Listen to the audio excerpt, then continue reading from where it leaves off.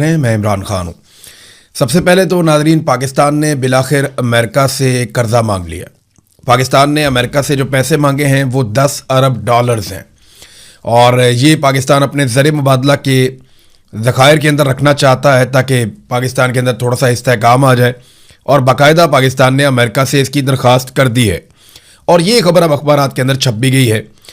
अमरीकी वज़ीर ख़जाना को 5 साल के लिए पाकिस्तान ने दरख्वास्त की है कि हमें ये माली सहूलत दी जाए और हमारे ज़र मुबादला के ज़खायर जो हैं उनमें को थोड़ा इजाफा हो जाएगा, उससे पाकिस्तान के अंदर रुपए की जो सूरत हाल है वो बेहतर रहेगी। अब ये पाकिस्तान अमेरिका से कह रहा है।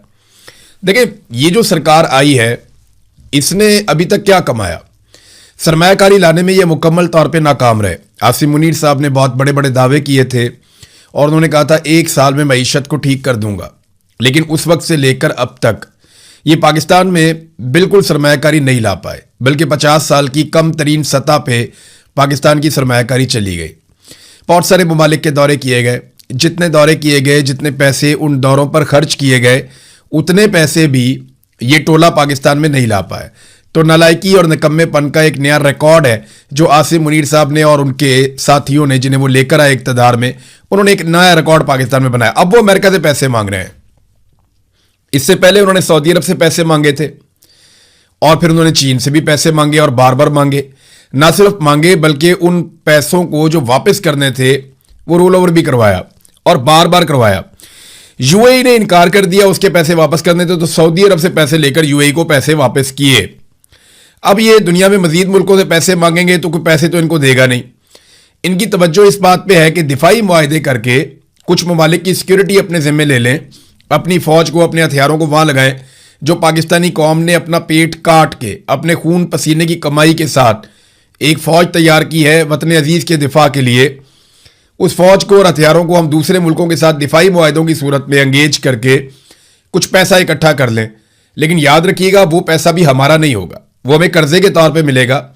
हमें वो पैसा वापस करना पड़ेगा, चाहे हमारी जानें भी चली जाएं, लेकिन हमें वो पैसा वापस करना पड़ेगा। तो IMF से भी हमने पैसा लिया, वर्ल्ड बैंक से भी हमने पैसा लिया और कर्जे ले लेकर हमने रिकॉर्ड सारे तोड़ दिए। अब कतर से एक उम्मीद बांधी है पाकिस्तान ने कि कतर से पाकिस्तान कुछ पैसा लेगा या मुफ्त गैस लेने की कोशिश करेगा। मुफ्त तो नहीं होगी, लेकिन यह कि उधार गैस लेने की कोशिश करेगा। तो इसमें वहाँ पे भी एक दिफाई मुआहदा पाकिस्तान करने जा रहा है। अभी हाल ही में पाकिस्तान ने हौसियों को जवाब दिया है, क्योंकि जो यमन के हौसी हैं उनकी बाकायदा फोर्सेज हैं, उन्होंने सऊदी अरब को धमकाया। सऊदी अरब के साथ उनकी पुरानी एक लड़ाई चल रही है और उस लड़ाई में माजी में जब नवाज शरीफ साहब की हुकूमत थी, वो वज़ीर आज़म थे, तो सऊदी अरब ने पाकिस्तान से मदद मांगी थी, दिफाई मदद। तो उस वक्त की जो पार्लियामेंट थी, पार्लियामेंट ने इनकार कर दिया था। ये 2016 में यमन की जंग में अदम शिरकत के हवाले से ये कौमी सतह पे मुतफ़िक़ा पॉलिसी बनी थी और पार्लियामेंट में इसके ऊपर डिबेट हुई थी, मीडिया में इस पर ओपन डिबेट हुई थी और ये फैसला किया गया था कि पाकिस्तान सऊदी अरब और यमन के बीच में होने वाले मामलात में नहीं पड़ेगा।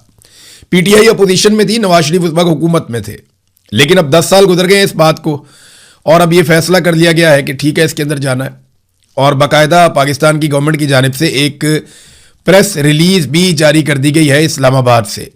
जुलाई 22, 2026 की इसके ऊपर डेट है और 181/2026 इसके ऊपर नंबर है और इसमें जनाब पाकिस्तान जो है वो अभी पोजीशन लेता हुआ दिखाई दे रहा है। तो वो जो पाकिस्तान का एक मौक़िफ़ था, कौमी मौक़िफ़, वो तब्दील हो गया, लेकिन इसको कहीं पार्लियामेंट में या कैबिनेट में कहीं पे इसको डिस्कस नहीं किया गया। अवाम के अंदर भी इसकी डिस्कशन नहीं हुई। ये एक फ़र्द वाहिद का फ़ैसला है, तो उसके मुताबिक अब हम जाएंगे, इसके अंदर भी शायद उतर जाएंगे। तो जब भी आप कभी पैसे लेते हैं ना, आपको कीमत अदा करनी पड़ती है। मौजूदा जो पाकिस्तान में मिलिट्री रिजीम है, इनके लिए इतना ही काफ़ी था कि अमेरिका इनके मजालिम के ऊपर आंखें बंद रखता। इतना ही बहुत था कि एक खामोश हमायत जो डोनाल्ड ट्रंप की सरकार की जानिब से मिल रही है, इससे पहले जो बाइडन की सरकार की जानिब से मिल रही थी, वो खामोश हमायत अगर इन्हें मिली रहती तो वो काफ़ी था। इतना बहुत होता है। लेकिन अब ये पैसे मांगने पे आ गए हैं, देखते हैं कि अमेरिका ये पैसा देता है या नहीं देता। लेकिन याद रखिएगा, अमेरिका कभी भी मुफ्त में $1 भी नहीं देता।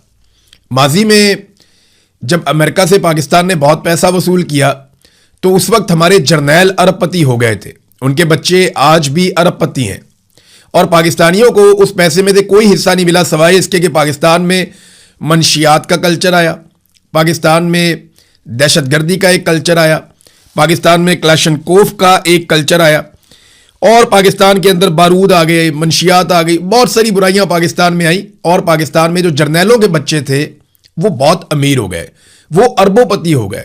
यानी उनकी सारी जिंदगी की तनख्वाह एक तरफ और उससे हजारों गुना पैसा उनके पास आ गया। ये पैसा कहां से आया? ये अमेरिकन ने जो डॉलर दिए थे अफगान वॉर के बीच में, फिर हमने पकड़ पकड़ के अपने पाकिस्तानी यहां से अमेरिका के हवाले भी किए कि इसको भी ले जाओ, इसको। वो यूसुफ रमजी, वो एमल कानसी, याफिया सदीकी और बहुत सारे लोग हैं, कई ऐसे नाम हैं जिन्हें हम जानते ही नहीं हैं।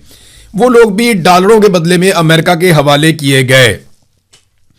तो अमेरिका से जब आप पैसे लेंगे ना, तो अमेरिका आपको मुफ्त में नहीं देगा, वो आपसे मांगेगा कुछ। आपको अमेरिका की जंग लड़नी पड़ेगी एक मरतबा फिर कौम को इस बात के लिए तैयार रहना चाहिए कि लाशें बिछेंगी, क्योंकि अमेरिका कभी भी हमें पैसे देगा तो उसकी कीमत आपको अदा करनी पड़ेगी।